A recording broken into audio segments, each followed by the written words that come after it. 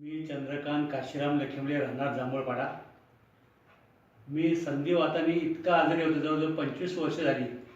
पुष्कळ दवाखाने गेले, मुंबईला गेलो, पुण्याला गेलो, पण कुठंच नाही. आयुर्वेदिक औषध पण खाल्ली, पण त्यात काय फरक नाही. माझी बरणीचं झाकण उघडता येत नव्हता.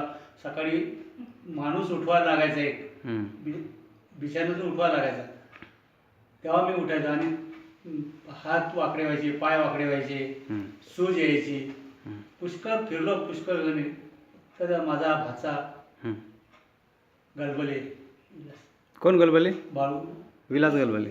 विलास गलबले हां हा माझा भाचा आहे. हां. भेटला मला हां. आणि त्यांनी मला हे प्रॉडक्ट दिलं.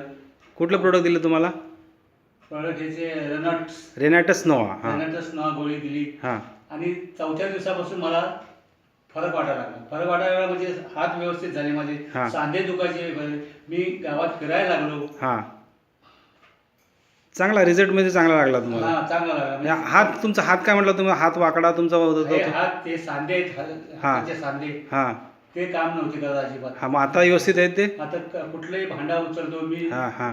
बरणीचं झाकण उघडतो, हां. बरणीचं झाकण पण उघडता येत नव्हतं मला. अरे वा, चांगला रिझल्ट दिला तुम्हाला गोळीनी.